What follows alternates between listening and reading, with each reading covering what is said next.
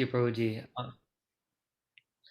As Prabhuji mentioned, I was naive then, and I'm still naive now. So, um, I will try to speak a little something on of substance today. I'll share my screen in a second, but I'll start with Mangalacharan prayers. Om Agyan Timirandasya Gyananjana Shalakaya Chakshurun Militam Yena Tasmai Shri Guruve Namaha. Shri Chaitanya Manobhishtam Sthapitam Yena Bhutale Swayam Rupam Kadamayam Dadhati Swavadantikam Vandeham Shri Guru Shri Yutapadakamalam Shri Gurun Vaishnavamshta Shri Rupam Sagrajatam Sahagana Raghunathanvitam Tvam Sajivam साद्वैतं सावधूतं परिजनसहितं कृष्णचैतन्यदेवं Shri Radha कृष्णपादान् सगणललिता श्रीविशाखान्वितंश्च हे कृष्ण करुणा सिन्धु दीनबन्धु जगत्पते गोपेश्वर गोपिका कान्त राधा कान्त नमोऽस्तु ते तप्त काञ्चन गौराङ्गी राधे बृन्दावनेश्वरी वृषभानुसुते देवी प्रणमामि हरिप्रिये वञ्चाकल्पतरुभ्यश्च कृपा सिन्धुभ्य एव च पतितानां पावनेभ्यो वैष्णवेभ्यो नमो नमः नमो ॐ विष्णुपादाय कृष्णपृष्ठाय भूतले श्रीमती भक्तिवेदान्त स्वामी निति नामिने नमस्ते सरस्वती देवे गौरवाणी प्रचारिणे निर्विशेष शून्यवादी पश्चात्यादेशतारिणे जय श्री कृष्ण चैतन्य प्रभु नित्यानंद श्री अद्वैत गदाधार श्रीवास आदि गौर भक्त वृंद हरे Krishna Krishna Krishna Hare Hare Hare Ram Ram Ram Hare Hare. So, firstly, I would like to start off by thanking my very senior host, His Grace Gaurakumar Prabhuji, and thank you so much for inviting me to speak a little something of substance on the topic I have chosen for tonight. So, hopefully, you guys can see my screen here. Yes, All right. bro. It's clear. Thank you. All right. Thank you. So today's topic, I have chosen to speak on the proof of the authenticity of the Vedas, Vedāha Pramāṇam.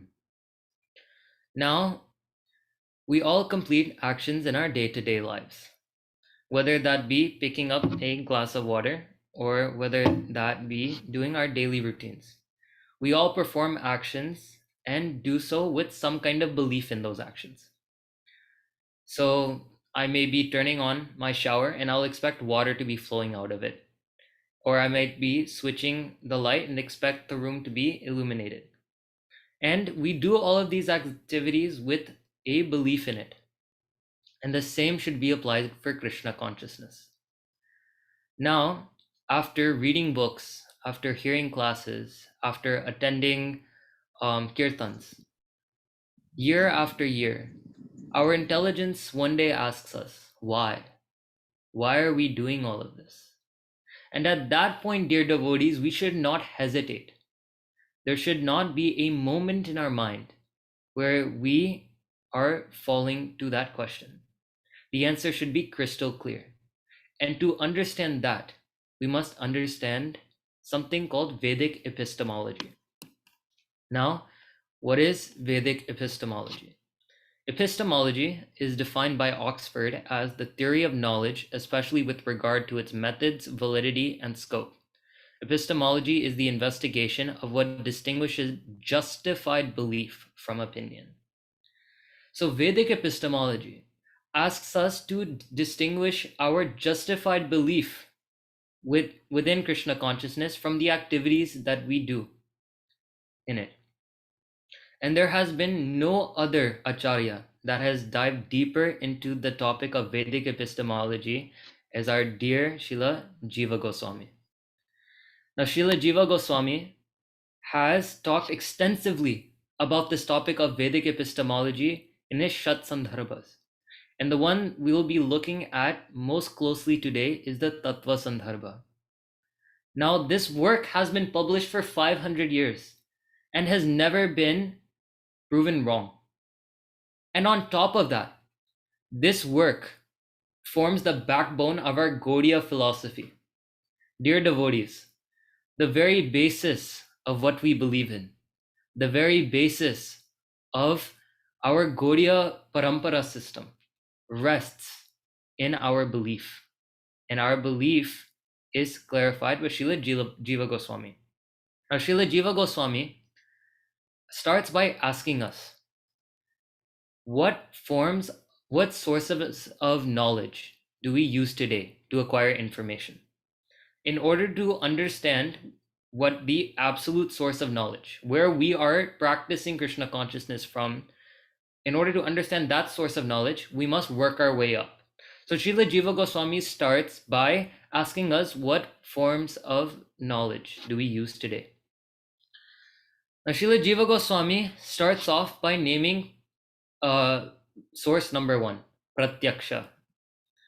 Now, Pratyaksha is that knowledge derived from sense perception. Dear devotees, I am looking through the Zoom camera and I can see many of your lovely faces. On top of that, I can feel this desk that is in front of me. I can feel this glass of water and I can see the room around me. That is what Srila Jiva Goswami means by Pratyaksha. That whenever we use our senses to interact with the world around us, that is Pratyaksha. That is using our senses. So now the question arises, can we use this Pratyaksha in order to understand the supreme truth?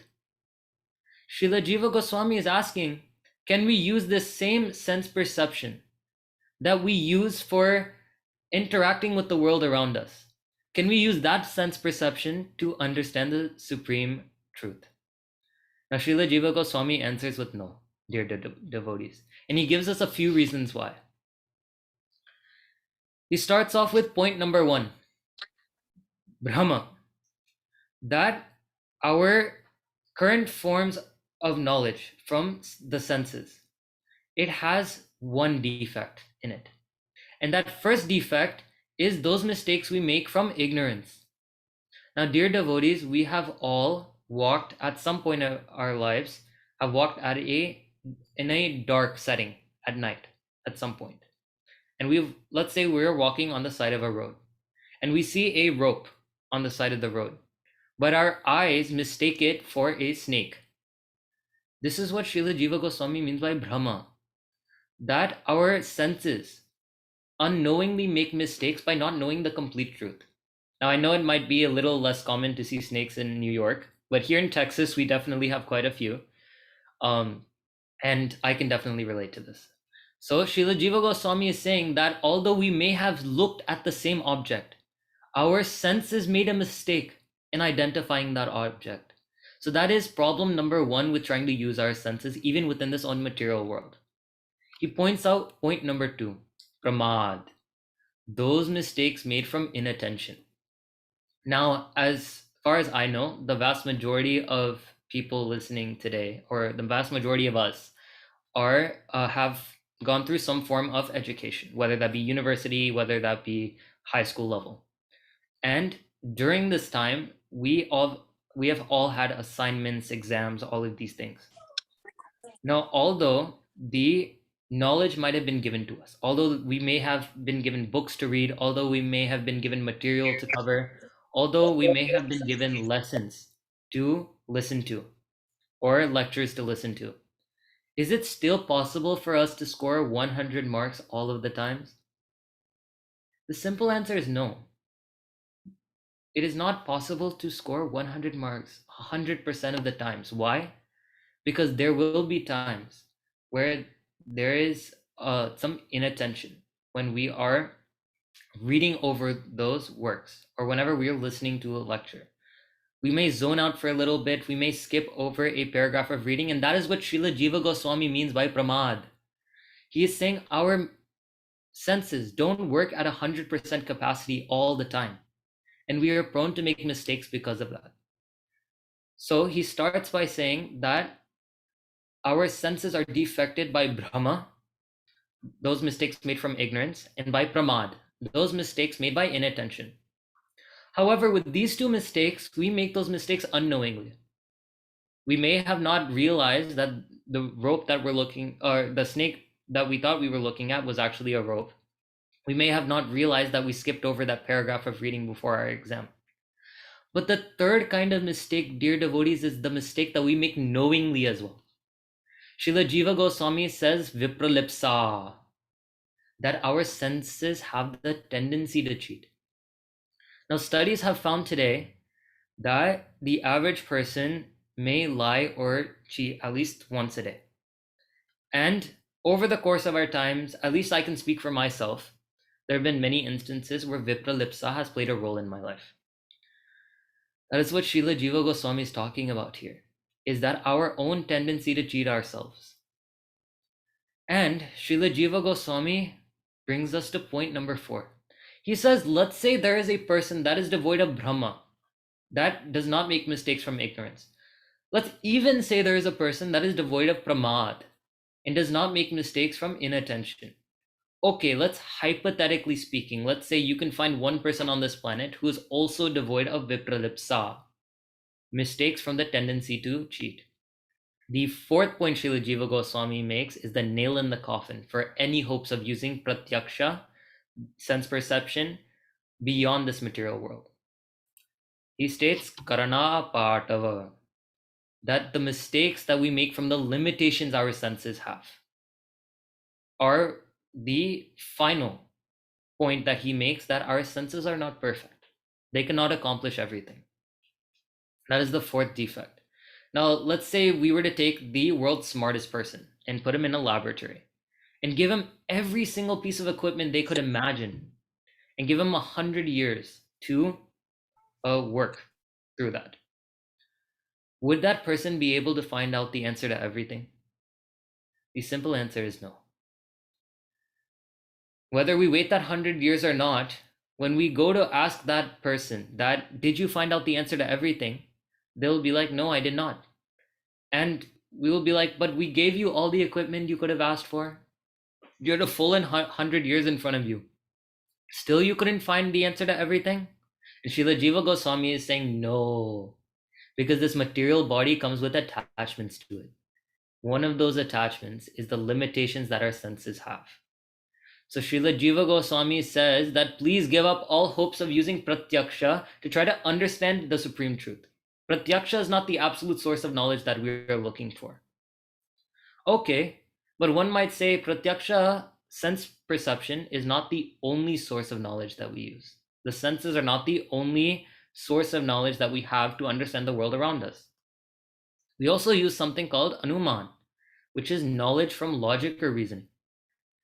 Now, anuman is for that knowledge, that source of knowledge that we cannot use our senses for.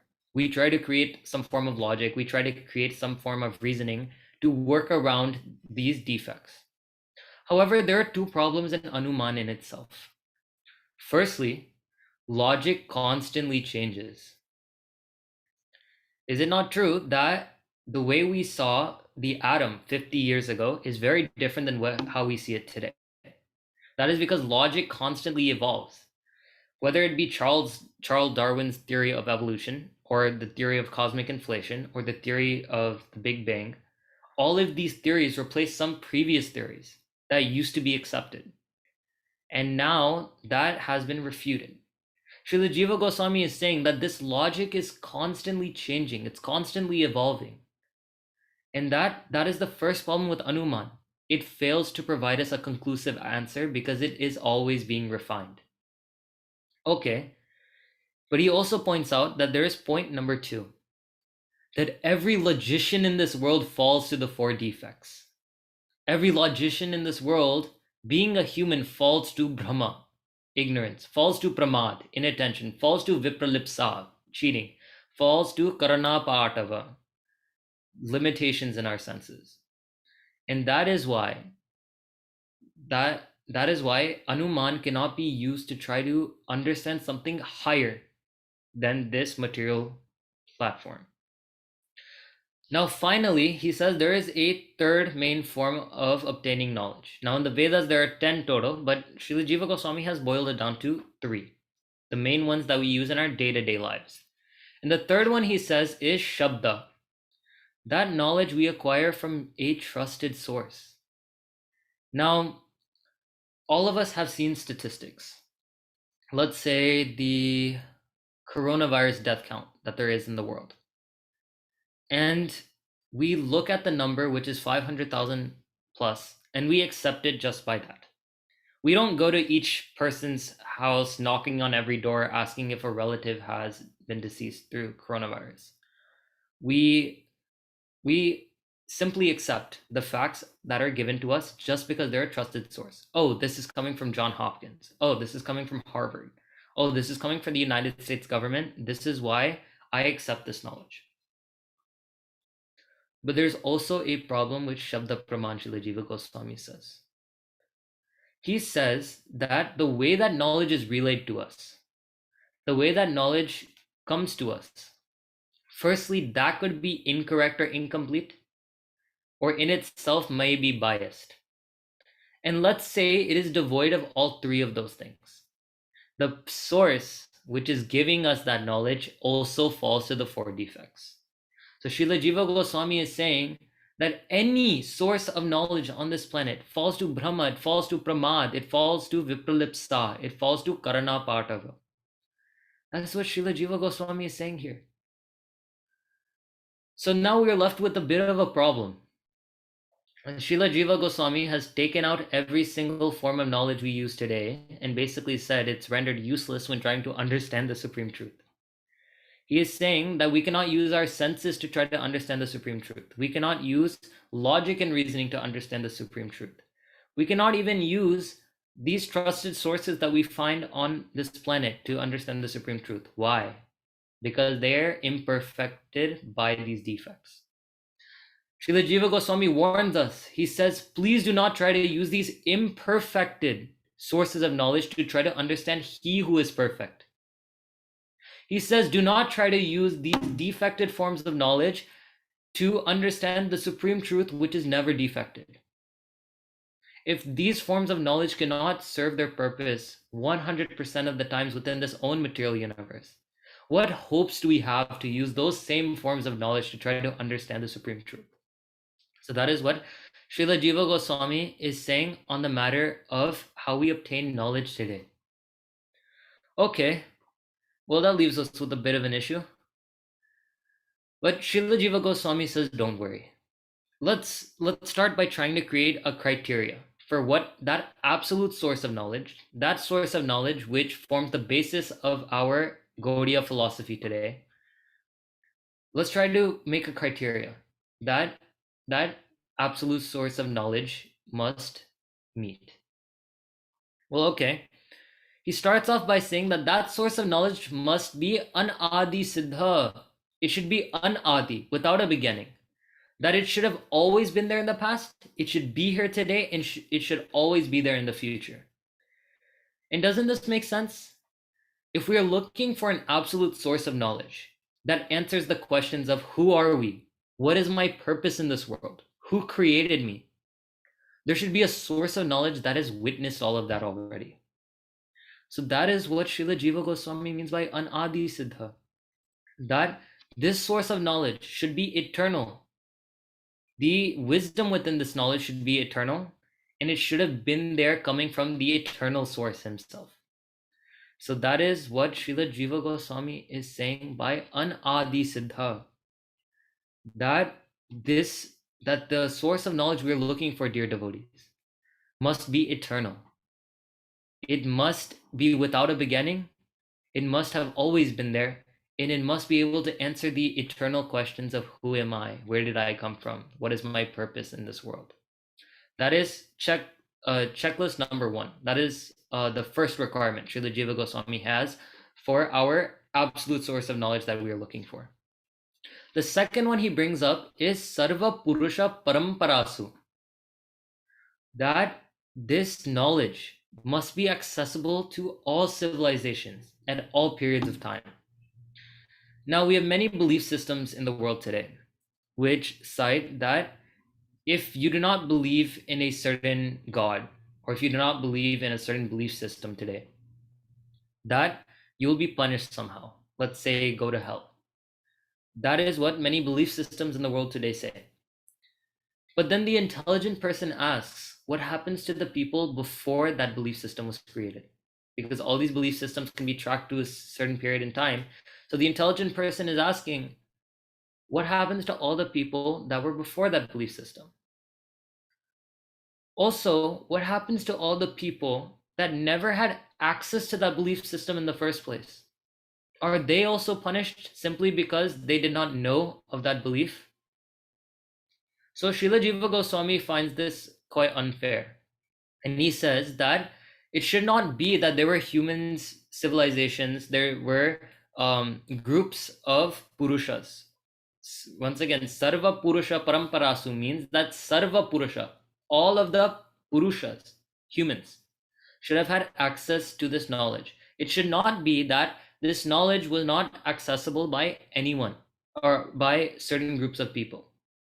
Rather, that this knowledge was accessible by everyone, that this eternal knowledge was accessible by everyone. That is what Srila Jiva Goswami means by Sarva Purusha Paramparasu. That they should have all had the opportunity to learn about the supreme knowledge that we are talking about. And the third point he makes is Sarva Lokik Alokik Jnana Nidan. That the source of knowledge we are looking for should be the root of all lokik, worldly, and alokik, not worldly or transcendental knowledge in this world. Gyan is knowledge. So he is saying that this source of knowledge we are looking for must be the root of all worldly and not worldly or transcendental sources of knowledge that we have on the planet. And that, of course, makes sense, because if you're going to have an absolute source of knowledge, it should be the root of all other forms of knowledge that we find on this planet. So Srila Jiva Goswami has given us his criteria. He says that it should be that source of knowledge that we are looking for must be anadi siddha. It should be eternal. It should be sarva purusha paramparasu. It should be accessible by all civilizations. And it should be sarva lokik alokik jnana nidan. That it must be the root of all worldly and transcendental knowledge. This is a pretty tough criterion to meet. With the first point alone, anadi siddha, it must be eternal. No ordinary source of knowledge, no ordinary literature could meet anadi siddha. Let alone the other point, sarva purusha paramparasu, must be accessible by all civilizations. Sarva lokik alokik jnana nidan. It must have been the root of all knowledge we find on this planet today. This cannot be any ordinary source of knowledge. But Srila Jiva Goswami says there is hope for every single one of us listening here today. There is still hope. Because there is one source of knowledge, there is one literature that is anadi siddha, which is eternal, that is sarva purusha paramparasu, which is accessible by all civilizations, and which is sarva lokik alokik jnana nidan. That is the root of all worldly and transcendental knowledge. And what may that literature be? Srila Jiva Goswami says, Vedāha Pramāṇam, that the Vedas, are the absolute source or Praman of knowledge. He says that the Vedas are anadi siddha, that the Vedas are sarva purusha paramparasu, and that the Vedas are sarva lokik alokik jnana nidan. He's saying that the Vedas are eternal, that they have been accessed by all human beings, that they are the root of all knowledge we find on the planet today. Now, Srila Jiva Goswami knows that we, as human beings, often do not listen to someone and blindly accept their words. So, Srila Jiva Goswami is ready to defend this claim. We start off by a verse given in the Shvetashvatara Upanishad. Yo brahmanam vidadhati purvam, yo vai vedamscha prahinoti tasmai, Tam ha devam atma buddhi prakasham mumukshurvai sharanam aham prapadye. Seeking liberation, I take refuge in the Lord, the revealer of self-knowledge, who in the beginning created Brahma and delivered the Vedas to him. And it is not like the Vedas were created at this time. What this verse is saying is that the Vedas were eternal with the Supreme Lord. But the Supreme Lord, Lord Narayan, Lord Sri Krishna, gave this knowledge to Lord Brahma. And this kickstarts our parampara system today. And as you can see in the image to your right, Lord Brahma, who is sitting on the lotus flower, is giving that same knowledge to Narad Muni. And this is how our system of disciplic succession, of giving this knowledge from one generation to the next generation to the next generation starts. Now, someone may ask, Srila Jiva Goswami just mentioned that we should not accept anything, any form of knowledge when it comes to the transcendental aspect that comes from a trusted source. He says we should not try to accept anything coming from another source. However, he said that we should not accept any Shabda Praman for our higher source of knowledge. Well, Srila Jiva Goswami clarifies his statement a little bit. He was talking about Paurushaya Shabda Praman, which means Purush or a human being's Shabda Praman, because humans are the ones that can fall to the four defects. But what Srila Jiva Goswami is talking about here with the Vedas is Apaurushaya Shabda Praman. Apaurushaya, that which is not Paurushaya, that which comes from a suprahuman source. So knowledge obtained from a suprahuman source is Apaurushaya Shabda Praman. And there is only one source of knowledge that fits this category, that is the Vedas themselves. So Srila Jiva Goswami has established that the Vedas are Anadi Siddha, that they have come from the Supreme Lord himself at the beginning of this universe's creation and have always been there. It is not like they were created at the time of the universe's creation. They are always eternal with the Lord. Now he moves on to criterion checklist number 2. He goes on to point number 2. Someone might ask, okay, how are the Vedas Sarva Purusha Paramparasu? How were they accessible by all human civilizations? Weren't they only in India? Well, Srila Jiva Goswami says no. Now, in front of you here, you can see images of many civilizations that the world has had. On the left-hand side, you can see an image representing the Mayans, and on the right side, you have the paganistic religions, the Greeks, the Egyptians, the Romans, and other religions represented on the right-hand side. Now, all the great civilizations of this world, one might argue that they never had access to the Vedas. They had their own belief systems. So we start off by looking at the commonalities within these civilizations, of which there are 2. The first one is that they all believed in the elements, in the giver of rain, in fire personified, whether that be gone by the name of Zeus for the giver of rain or the sun god Ra for the Egyptians. They all worship the elements in some form or another. That is known today as polytheism. And luckily, we do know where the root of polytheism does come from. That is the Vedas. The Vedas are the root of all polytheism. And one may ask why? Well, in the Srimad Bhagavatam, it is given just for all of us to understand this point. In the 3rd canto, in the 25th chapter, in the 42nd verse, Madbhayat vati vato yam surya tapati madbhayat varshat indro dahat agni mrityu charati madbhayat. Lord Krishna is saying that madbhayat vati vato yam surya tapati madbhayat, that Surya, that the sun god, is subservient to Krishna. He's saying Varshat Indro, that the giver of rain, Lord Indra, is subservient to Krishna. He's saying that Mrityu Chariti Madbhayat, even Death personified, Lord Yamaraj, death himself, is subservient to Krishna. So it is certainly true that the Vedas are the original source of all polytheism, and we can see aspects of that within all of these civilizations. However, there is a second way that the knowledge of the Vedas are within these civilizations. How, one may ask? Well, all of these civilizations also use something called script, that is language. And all languages can be have their roots traced back to the tongue of the Vedas, which is Sanskrit. So the Vedas themselves are spoken in a very specific language called Sanskrit. And that Sanskrit is the root of all other languages. Even today's historians agree on this point.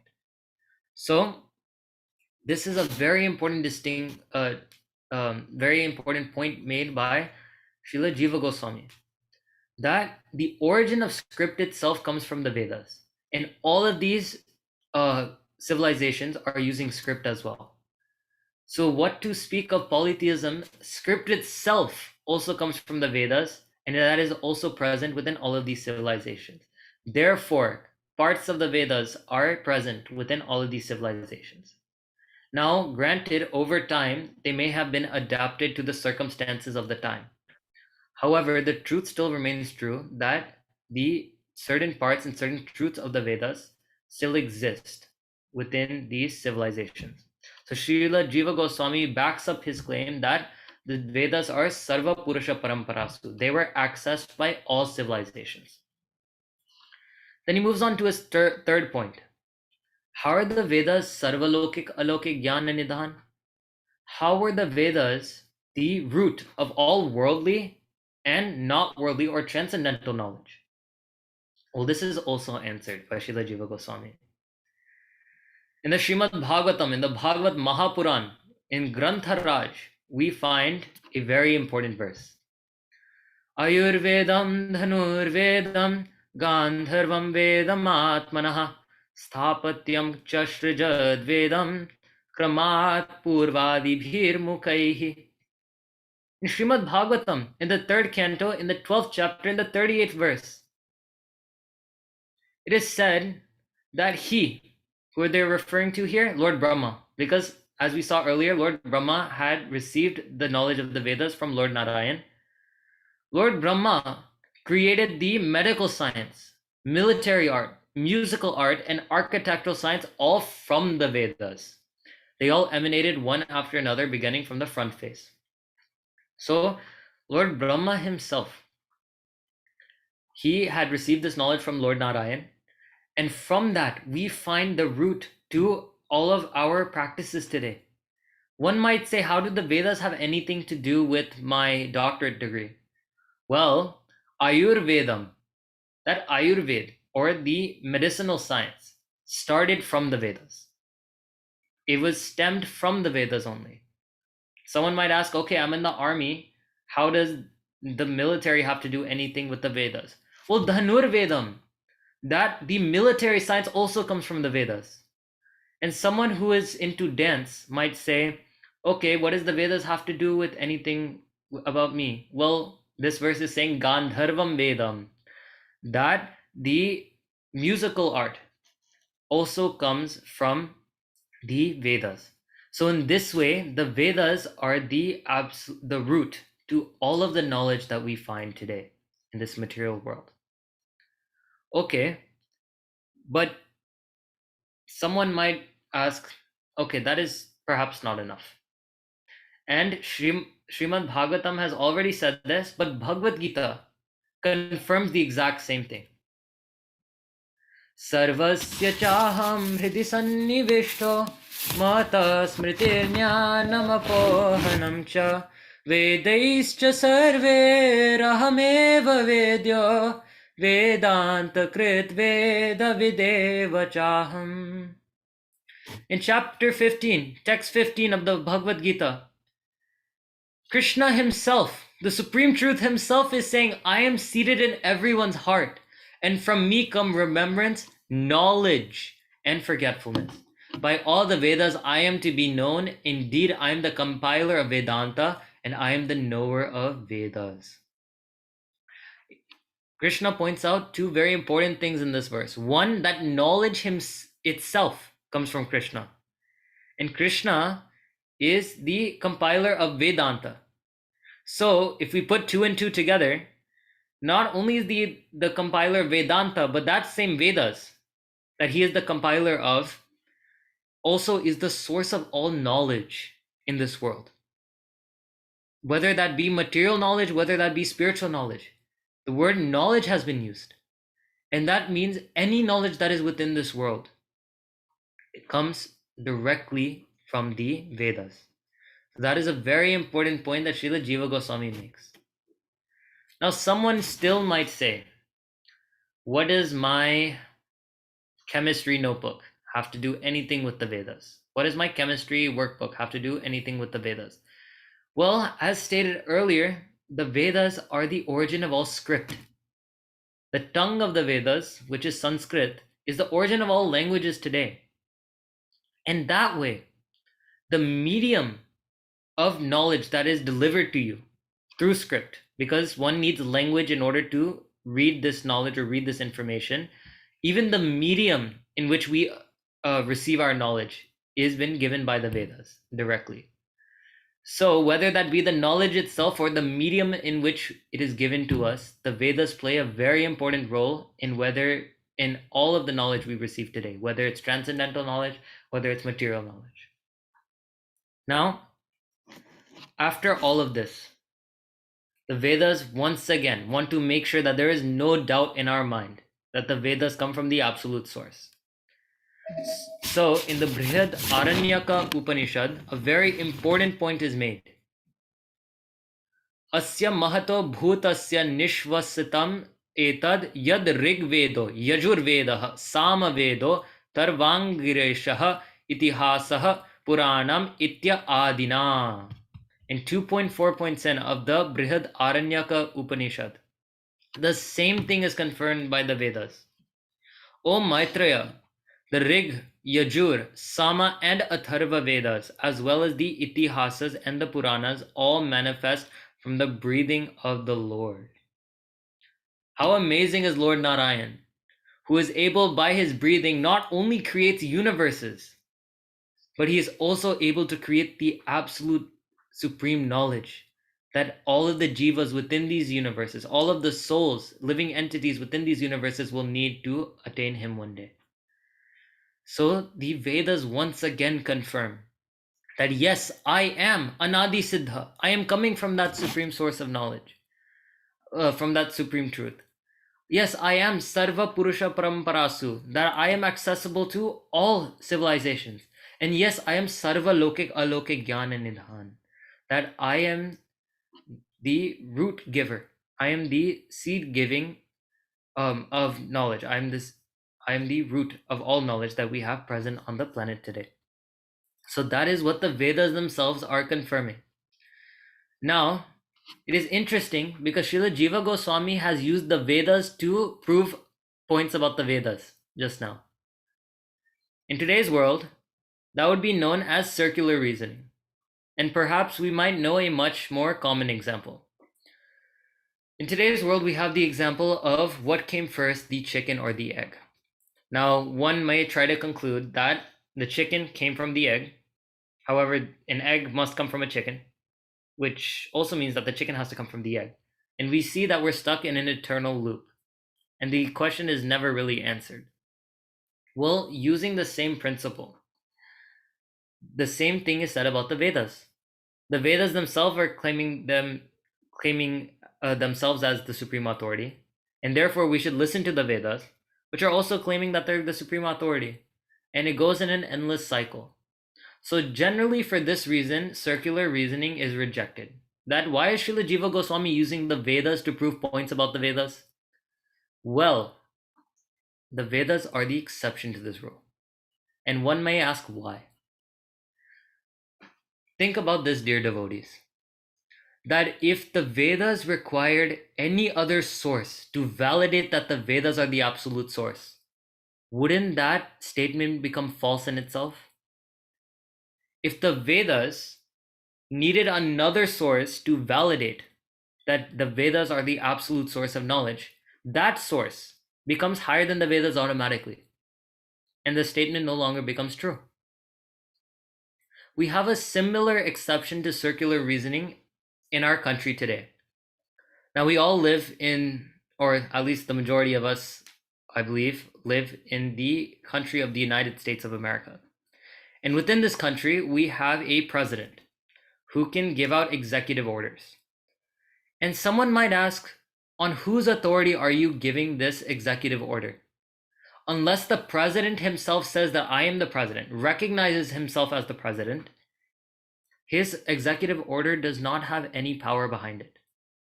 No matter what anyone else might say, unless the president first accepts that, yes, I am the president, then all the other government officials can say, yes, he is the president. But first, the president must say that himself. Because in the hierarchy of government officials, since the president is the topmost within the country, at least executive order speaking wise, then the president himself must clarify that, yes, I am the president. The same rule is applied for the Vedas. The Vedas, since they are the highest and most absolute literature, they cannot depend on any other source of knowledge telling them that they are the absolute source. They must say themselves that, yes, we are the absolute source of knowledge, so that people such as myself can come and share that knowledge. And the great acharyas can also say, yes, this is factually true. So then the critics try to raise a second point. They try to say that, oh, there was an author to the Vedas.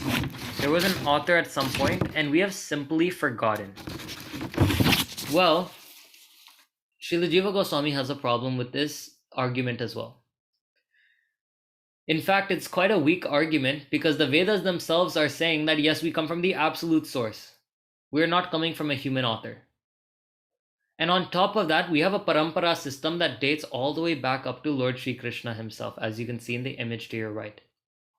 So, this way, we find that the Vedas themselves come from the supreme truth, and were not written by a human author. But let's say, hypothetically, that this human author existed. All right? Historians have still to yet to give us a name or a time period, but let's say hypothetically there is a person who wrote the Vedas. Well, the Vedas today have 4 lakh verses, which is 400,000 verses. And let's say this person had 80 years of their life, of which they work 365 days a year for 80 years. That comes out to 29,200 days. So that individual has to write 400,000 verses of the Vedas within 29,200 days. Now, the Vedas are no ordinary text. Any Vedic scholar today will tell you that just knowing Sanskrit is not enough to read the Vedas. The Vedas have a very particular type of Sanskrit that they are recited in, and that is Vedic Sanskrit, which is much harder to learn than Lokik Sanskrit, the worldly Sanskrit we might know of today. On top of that, the Vedas were compiled in a swara. There was a very particular way they were sung when they were compiled. On top of that, each verse in the Vedas has deep philosophical meaning to it. So all of these combined, a single verse within the Vedas is very hard for a human to compose. The acharyas will go as far as to say impossible. If one looks at the Vedas, the Vedic verses are very hard to compile. And this person that historians are trying to bring up must compile 13 to 14 of those verses a day for 80 years. And those same historians that have provided an estimate of when the Vedas might have been written also say that the lifespan of these human beings were much shorter than what they are today. This simply does not add up. So, the Vedas could not have been written by any human source. And on top of that, within the Vedas themselves, they say, yes, I am coming from that supreme Lord, that supreme truth. which is the seed-giving father, which is the master of the universe. So that is what the Vedas say. However, since the Vedas are very hard for all of us to access today, especially with our time spans and with our busy lives, on top of that, reading 400,000 verses is quite a bit. And on top of that, trying to learn a form of Sanskrit which is very rarely spoken on this language, the Vedas have become very hard for us to access today.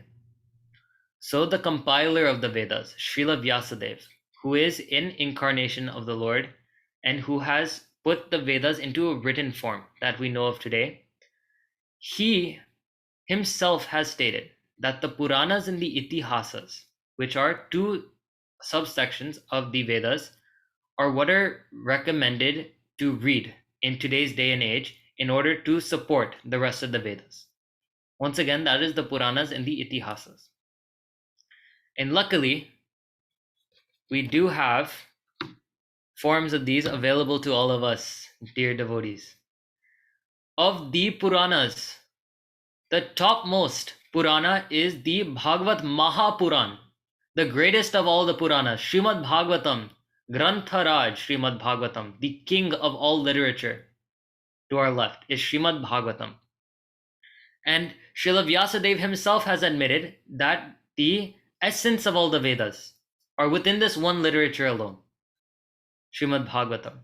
And luckily for us, dear devotees, Srila Prabhupada has mercifully given this literature to us in English form, so that all of us who are very busy in our lives have no excuse as to say, oh, I do not know Sanskrit. He has given us the literature and it is available for all of us to read in English form. On top of that, Srila Vyasadeva also made the Itihasas, and one of the Itihasas is Mahabharata. Within the Mahabharata, the best section, which is advised for advancing our spiritual journey, is the Bhagavad Gita. And once again, Srila Prabhupada has given this literature for us in English form to read. So the conclusion for our discussion today is that the Vedas are Vedāha Pramāṇam. However, Srimad Bhagavatam and Bhagavad Gita are there as the essence to everything we can learn within the Vedas. On top of this, after even hearing all of this, there is a difference between our Sanatan Dharma, which is the duty of our soul lifetime after lifetime, and other belief systems. Whereas other belief systems may say that even if you do not know this knowledge, you will be punished, Lord Shri Krishna is so merciful that even if you know about the Vedas, he still wishes the best for you. Within the Srimad Bhagavatam, Swastyastu Vishwasya Khalan Prasidatam Dhyayantu Bhutani Shivam Mitodhiya Manascha Bhadram Vajata Dadokshaje Avashyatam No Matirapya Hetaki. Srimad Bhagavatam, in the 5th canto, in the 18th chapter, in the 9th text, Srimad Bhagavatam still wishes good for all those who, even after hearing about the Vedas, have chosen to reject them. Srimad Bhagavatam states that may there be good fortune throughout the universe, and may all envious persons be pacified. May all living entities become calm by practicing bhakti yoga, for by accepting devotional service, they will think of each other's welfare. Therefore, let us all engage in the service of the Supreme Transcendence, Lord Shri Krishna, and always remain absorbed in thought of him. The Vedas are saying that even after hearing about us, if you choose that, okay, out of my free will, Krishna still gives us our free will at this point, even after hearing about all this. That is the beautiful thing about Krishna's mercy. He still gives us our free will. And he says, even after that, even after hearing all this, if you still choose to say, okay, I reject the Vedas, I do not want to listen to the Vedas, he still wishes that there is good fortune for these persons, that the envious persons of the Vedas may be pacified. He still wishes good for all of them and still gives blessings. That is what the Vedas are telling us. However, we must be careful not to use this as an excuse. Because one may simply say, okay, Krishna's blessings are with me either way, so let me just reject the Vedas. Let me not listen to them.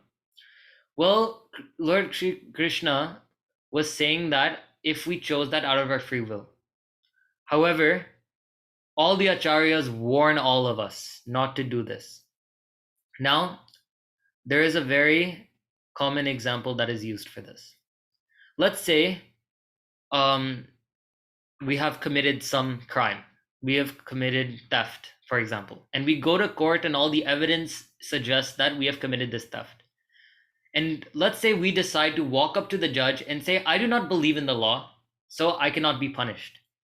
Will the law still apply to that person who does not believe in it? Of course it will be. Whether we believe in the law or we don't, the law still applies to us. And the same thing is with the Vedas. Whether we believe in the Vedas or we don't, the knowledge and the law of karma still applies to us. That is the important takeaway that Srila Jiva Goswami says. And he leaves us here in the Tattva Sandarbha. He says, I have said this much. I can only bring you to that path. And now it is your choice whether you accept Vedāha Pramāṇam or you don't. And with that, dear devotees, I would like to thank all of you for your time. In the course of speaking today, I may have made countless mistakes in speaking. I may have said something that was offensive or incorrect, and I would like to ask the forgiveness from all the senior Vaishnavas in the assembly. And I would like to ask their blessing so that I can speak better sometime in the future. And if there was any small thing, such as a verse I recited, a point that I made, or even a syllable that I uttered today, I will kindly offer that to my superiors. It is only by their grace that I can speak in front of all of you today. I am only a medium of which the knowledge I have heard I'm able to share with all of you.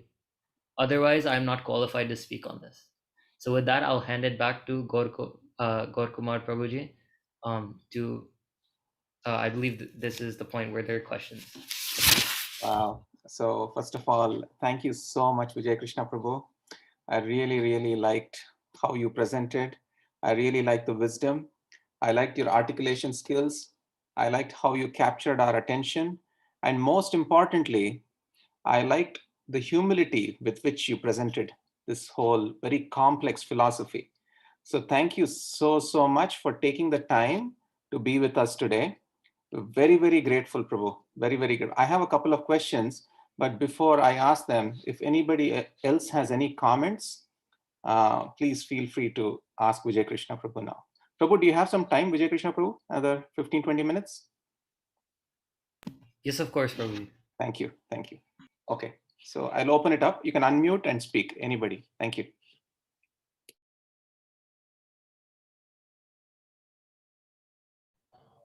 Go ahead, Afi. Thank you, Paul.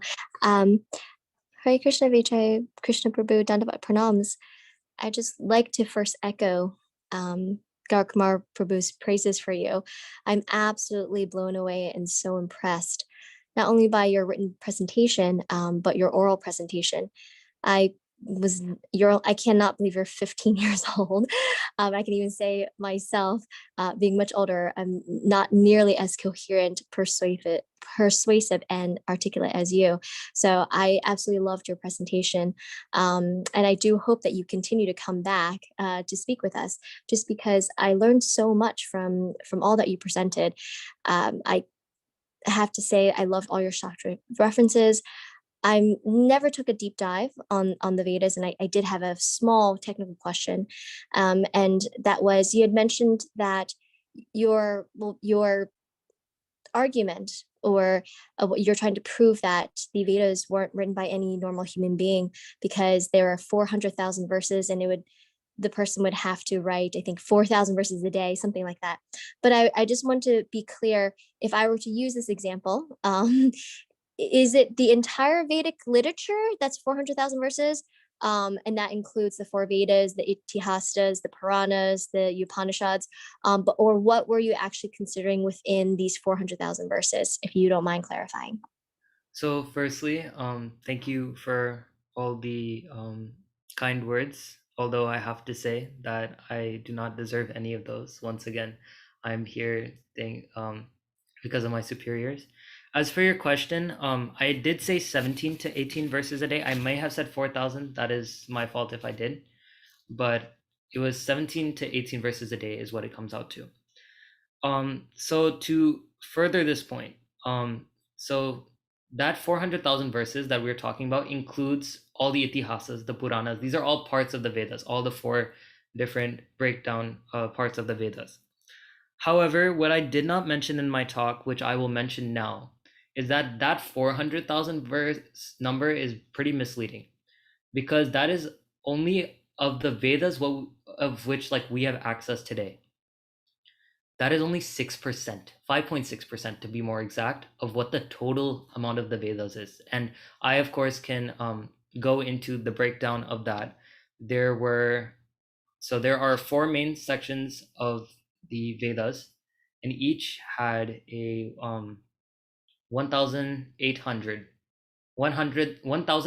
pieces of literature, not even verses, 1,800 pieces of literature within each one. And let me share my screen for you, if I may. Let me see. All right. Sorry, 1 second.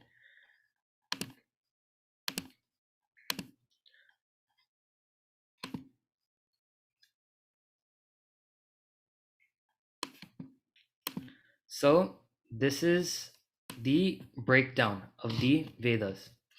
So the compiler of the Vedas the Vedas in itself had 4,520 separate and individual pieces of literature, of which we only have access to 256 today. So that 400,000 verse number is coming from those 256 pieces of literature. Can you imagine how many verses were within 4,520 pieces of individual literature? We only have access to roughly 5.6% of the Vedas today. So that 400,000 verse number is a little bit misleading, but I loved your question. And yes, that does include the itihasas and the Puranas and all the other references I made.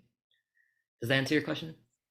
Yes, I love that you had the slide handy as well, perhaps one that you decided to take out of your presentation, but I find it very helpful. And again, it does illustrate just how vast this knowledge is, and the normal human just can't even comprehend or wrap their heads around even just a small fraction of it.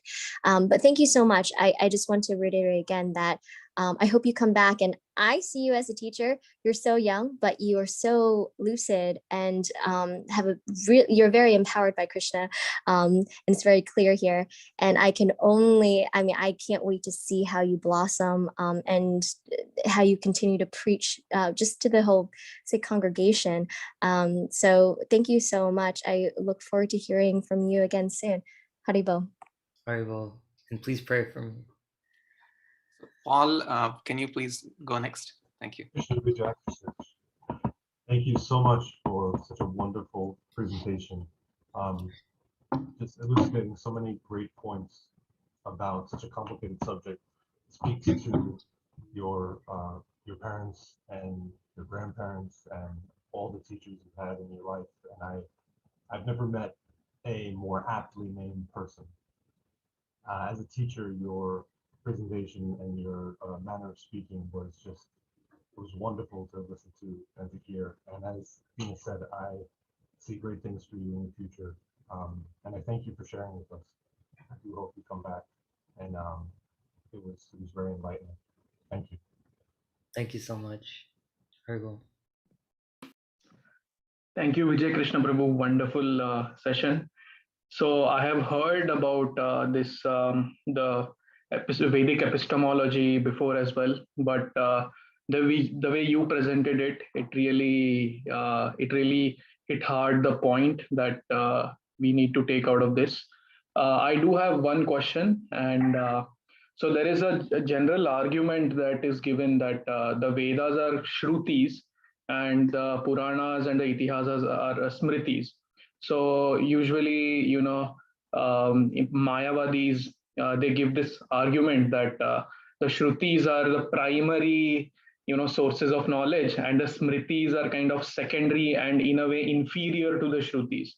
And that's how they try to establish the fact that and Puranas are you can't prove Mayavad using Puranas. It's very difficult to do that. So that's how that is one argument they use in order to remove the take the Puranas out of the way. So I have heard, and of course I was very happy to see that a quotation from one of the Upanishad, I think Shvetashvatara Upanishad, which says that everything, the four Vedas, the Itihasas, the Puranas, everything comes from the mouth of Narayan, Lord Narayan. So is there any more, or rather, is there any other argument, counter argument that we could use to prove that it's not that the two Shruti and Smriti are at a different level in terms of importance, but it's just the mode of teaching that differs? Because in the Shrutis, it's more in terms of codes and so just like we have Morse code when we want to convey some information. I was hearing a lecture of Prabhupada. He says that the Shrutis are like the Morse codes. So you need a lot of interpretation to actually make sense of them. But Smriti is like a friend is sitting with you and teaching you. He's telling you stories to establish points and stuff like that. But even beyond that, is there any stronger counter argument that you can think of that can prove this? Yes, of course. And as you're right, Mayavadis try to claim that the Vedas, the general form of the Vedas, are somehow superior to the Itihasas and Puranas. Now, Prabhuji, I would like to turn their argument on their head. Okay? And there is one very important place where we can look and prove this. I will be sharing my screen right now. So, sorry, I actually don't have it pulled up. Let me pull it up real quick. So, in the Rig Veda, there is a verse that describes the Lord with 4 horns, 3 feet, 2 heads, 7 hands, bound threefold, and the bull roars saying that the great God has entered the modal. All right. Now this is a mantra that is found in the 4th mandal of the Rig Veda, and the Mayavadis here will say that this verse in itself is superior somehow to the verses in the Itihasas and the Puranas. So let's look at some of the commentaries written on the Vedas, because the commentaries in the Vedas themselves seem to contradict each other. In Shayana Acharya's Bhashya, he writes that the 4 horns are the 4 Vedas, the 3 feet are the 3 Shavanas, the 2 heads are the Brahmananda, and like that he goes on and he says that the 7 hands are the 7 Vedic meters, and bound threefold refers to mantra, Brahmana, and Kalpa, and that this bull is Varshaba because he showers Varshita. So like this is one example that is taken in here. The second one is in Patanjali's commentary of the Mahabhashya, in which Patanjali is the creator of our modern yogic system today, and he's said that the 4 horns are actually the nouns, the verbs, the prefixes, and the indeclinables. The 3 feet are the 3 tenses of past, future, and present. And like that, he concludes that the verse is talking about literature, whereas Shayana's commentary concludes that it's talking about something else. And you see how the commentators on the Vedas contradict themselves. However, the king, we talked about earlier today, how the Srimad Bhagavatam is the king of all the Puranas. Well, dear devotees, in the Srimad Bhagavatam, so that there is no doubt left in our mind about this verse, there is a very important point made. This is coming from Srimad Bhagavatam. Sorry, it's a lot reference. Let's see. Oh wait, sorry, it's here. Yes. Okay. This is coming straight from Srimad Bhagavatam. So you can see this is Srimad Bhagavatam, Canto 8, Chapter 16, Text 31. And in there it says, I offer my respectful obeisances unto you, the Supreme Personality of Godhead, who has 2 heads, 3 legs, 4 horns.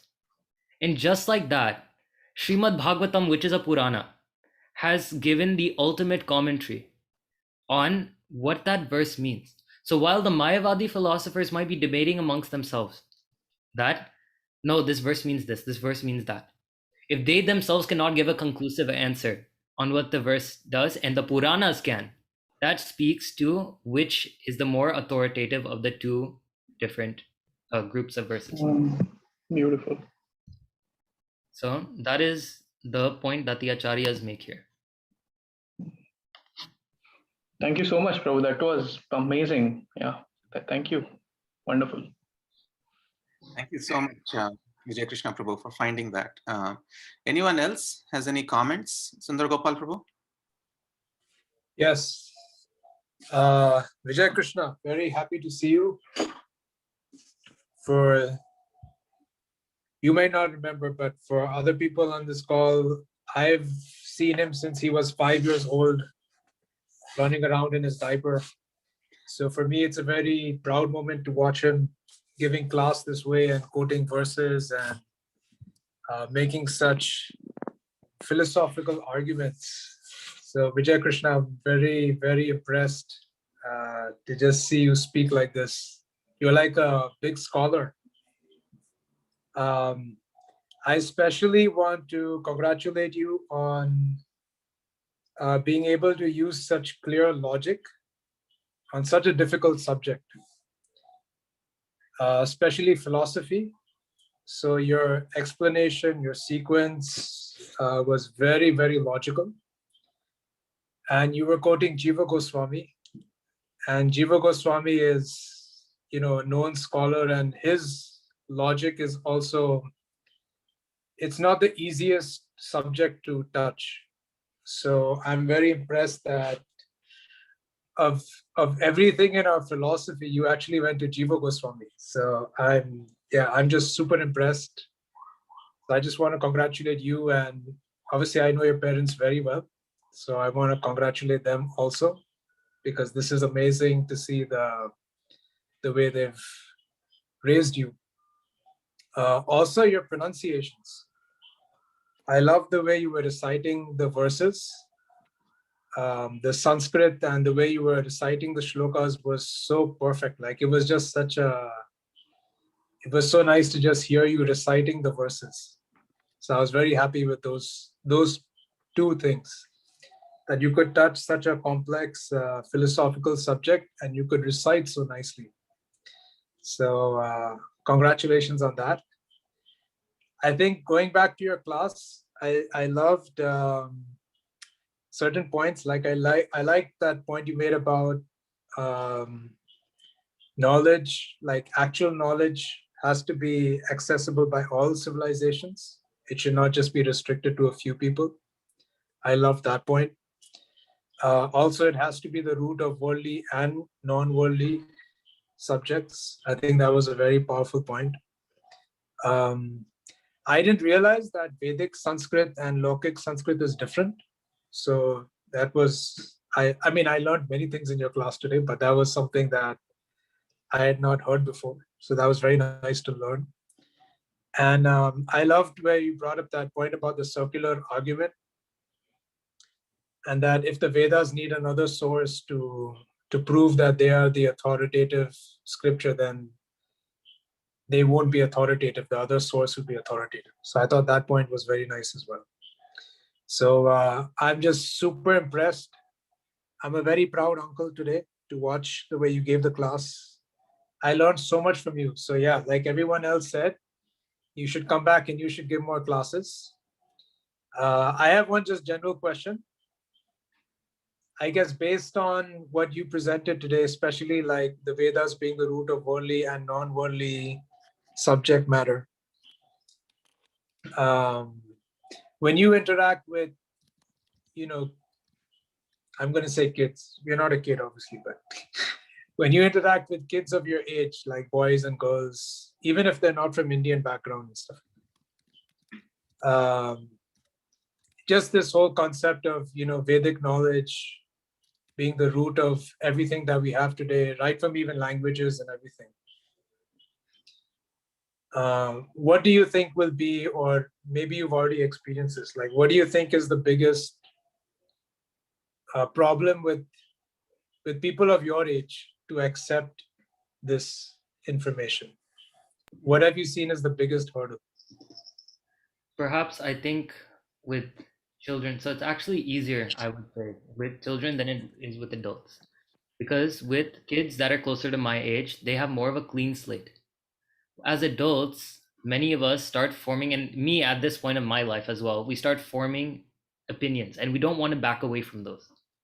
So it is very important that is why we start off our educational system with the younger grades and generations, because we're trying to form these concepts into their minds as young as possible, so that we're not dealing with some kind of rigid mindset later in life. Now that said, I would say the biggest hurdle when it comes to I guess children my age, when they're trying to understand these concepts, is that they're surrounded in a very particular environment, and they often hear a lot of information regarding the contrary to what we are saying. For example, I have many friends that are in Christian backgrounds, as just an example, and they'll go off of what they're hearing lifelong rather than what some random 15-year-old is coming up and telling them, right? So that is the biggest hurdle when it comes to that. However, we should try to speak to people the way that they are brought up. Srila Prabhupada did this when he came to the West. He wasn't talking to Vedic scholars when he was coming here and preaching. He was talking to young boys and girls who were trying to look for a higher purpose in this world. Lord Krishna says in the Bhagavad Gita that we should be looking for these kind of people to introduce this Vedic knowledge to, because they are the ones that will accept it when they are looking for something. Krishna has given 4 classes of people that approach him, and one of those are the inquisitive, those that are seeking to learn. So as far as when it comes to children my age, I would say it's perhaps it is hard in its own way, trying to give this knowledge. But if there are those individuals that are seeking this knowledge in the first place, then, only then, we should preach to them. So that is all I can say in this regard. Hey, thank you. And please come back again. Wonderful. Thank you so much for a wonderful question and wonderful answer by Vijay Krishna Prabhu. Anyone else? I know Anirudh Prabhu, Vinay Prabhu, they're all scholars. If anybody wants to unmute and ask anything or just say anything, please. Karan Prabhu, Vishal Prabhu. Hare Krishna, Vijay Krishna Prabhu. This is Anirudh Prabhu here. This is Anirudh here, sorry. Today's session was, absolutely genius. I really loved your articulation, your rendition, your presentation, logic. It's very clear that you're a very empowered devotee, and I really look forward to seeing you grow as a powerful preacher and to change millions to come towards Krishna. Thank you so much, Prabhu. I'm really proud, and honestly, it's very, very amazing to see you speak like this. Hare Krishna. Hare Krishna, and thank you for all the kind words once again. I just want to add one thing here. So Srila Prabhupada mentioned that it's going to be the 3rd generation of devotees who are going to really take this movement to the next level. So just hearing you speak, Vijay Krishna Prabhu, I'm so proud, and I have complete faith in the words of Srila Prabhupada that it is going to be the 3rd generation devotees who are really going to spread this wonderful wisdom of Krishna consciousness through all the 3 worlds. I mean, I'm just so happy and so proud at this point. So thank you. Anyone else? Yes, Prabhu. Everyone said like all the glorious words for Prabhu, and those are all true. Thank you so much, Vijay Krishna Prabhu, for your wonderful class. I have been hearing all the pramanas and like through the device classes, but getting to know the Shastra and the quotings behind them was really amazing.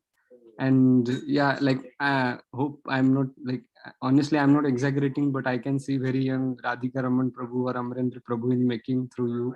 So please keep doing what are you doing and serving the Srila Prabhupada's great mission. Yeah, we look forward to hear more from you. And kudos to you. Jai. And it's like my prayers and obeisances to your parents as well, because of whose prayers and bhakti you are like able to grasp so much from the early age. So yeah, Hari Bol. Thank you. Very well said, Vinay Prabhu. Very well said. His parents are glorious. Ram Vijay Prabhu. In fact, I've been getting a lot of messages on the chat asking who are this 15-year-old's parents, and they're my close friends Ram Vijay Prabhu and Lalita Madhavi Mataji, who's also on this Zoom call. So thank you so much, and to such wonderful parents for training Vijay Krishna Prabhu so well. Darshan Prabhu has a question. His grandmother is also here. Just FYI. Haribol, Haribol, Hare Krishna. Thank you. Welcome, Mataji, for being here. Aapko kuch bolna hai? You want to say something? We can't hear you, Mataji. We can't hear you.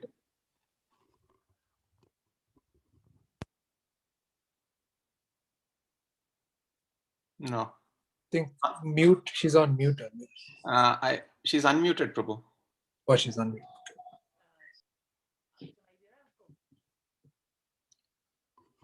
Okay, maybe we can.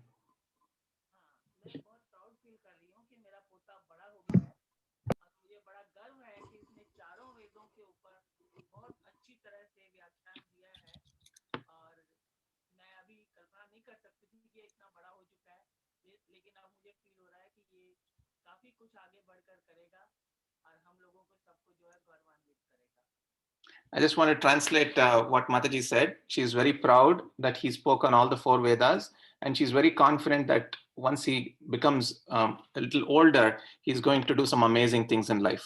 So thank you so much. And he simplified. It is very complex topic, but he made it so easy to understand, and we can't believe it, and feeling proud of him. Yes, thank you so much, sir. Very true, very true. He's made all of us proud, and he'll continue doing this. So all our prayers and blessings and love are with Vijay Krishna Prabhu. Thank you. Darshan Prabhu? Yes, Vijay Krishna Prabhu, feeling so proud of you, seeing you as a kid and seeing this amazing class. Each and every point you mentioned was so precise, so perfect. It left no questions for, no room for any questions from my end. Just wanted to congratulate you, and may Krishna bless you and give you all the empowerment to continue on this journey. And may you always continue to bring more and more souls to Krishna consciousness and making us and your parents proud. Amazing job. Thank you so much, Prabhu. Vishal Prabhu, you want to say a few words? Hare Krishna Prabhuji, I just feel very grateful, and I really genuinely want to thank you for coming tonight and enlightening us. I just feel like 15 years is just a number, because I feel you are eternally young and descended from spiritual world to enlighten us. So thank you so much. Thank you. Very well said, Vishal Prabhu. So Vrinda Mataji, Shreya Mataji, if you want to say anything. Hare Krishna Prabhuji, I think everyone said such lovely things about you. And so you might not know, there's a little girl Rohini from ISV, and she usually has to leave at 6:30, but she was so impressed, and like literally she loved it. Like both of us loved it, but we were constantly discussing in the chat that you have such great pronunciation, and I think that's the main part that I love. Pronunciation, the way you speak every word. That's amazing. And content, of course, it was so good that I can't even start appreciating it. So just thank you for just being the person you are. Thank you, Prabhuji. Haribol. Haribol, Haribol. So Shreya, please go ahead. Yeah, I mean, honestly, echoing what everyone said, literally, this was mind-blowing, knowing your age and just the way you've presented, your logical reasoning. Wow, just amazed. I really don't have words. I am going to send this recording to my sister and really make her watch this, just so that she can learn even the basics of presentation, not even the knowledge. She's very young right now, like 6th grader, so she probably won't get the logic, but Oh my God, such a beautiful presentation. Thank you so much. Please come back again. Would love to hear you again. Thank you, Shreya. It was very well said. So I just want to add a few things, maybe one quick question, Vijay Krishna Prabhu, and then we can end. So Tattva Sandarbha, as you know, has two divisions. One is the Pramāṇam, which you talked about today. And the other one is the Prameya, which is the object of this knowledge. And interestingly, Jiva Goswami, in all his future books after this Tattva Sandarbha, talks about Krishna. And in the Krishna Sandarbha also, he talks about how Krishna is the object. And so that's also a very, very important aspect. I just wanted to comment so that others understand that it's not just, Tattva Sandarbha is not just about the Pramāṇam, it has the Prameya also. The second thing I wanted to ask you was, you established very clearly the power of the Vedas, the authenticity of the Vedas. You proved it so nicely. I wanted you to highlight a little bit about the purports of our acharyas and the importance of the purports. If you can share a little bit, just for the benefit of all of us, why is it important? And it's coming from someone in this world. Of course, the Vedas are there, but the purports and their commentaries, why are they important? Thank you. Thank you, Prabhuji. And the commentaries, the bhashyas, the tikas given by our great acharyas, whether that be Krishnadas Kaviraj Goswami or that be any other of our great acharyas, we can view the Vedas as a closing gate. And that gate has almost closed for all of us. But the acharyas are holding those doors open and letting us walk through. How? Because of their commentaries. It is quite difficult for us to understand the verses within the Vedas or within Srimad Bhagavatam, Bhagavad Gita, any literature we're talking about, simply by itself. It is like a lock that needs opening. And the great scholars, the great acharyas within our sampradaya are those that are holding the keys and are unlocking that for us. So if we wish to understand the full juice that is within every single verse, I myself I believe the version of the Tattva Sandarbha I was reading was also had a commentary done on it. And with that, I was able to understand more about the verses than what I could have tried to share with you here alone. So that said, for example, Bhagavad Gita, Srila Prabhupada has written an amazing commentary. And reading Bhagavad Gita by itself is good, but one will not understand the full meaning of Bhagavad Gita simply by reading it. That is why Srila Prabhupada has spent his life's mission writing that commentary. And it is all of our duty to simply pick up the book and read. So that is what I will say in this regard, that the commentaries on all the verses, they are like the keys to unlocking the full nectar that is within each and every one of these verses.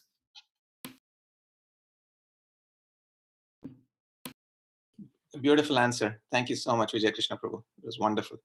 So with that, I'm going to stop the recording and then I'll just share some announcements.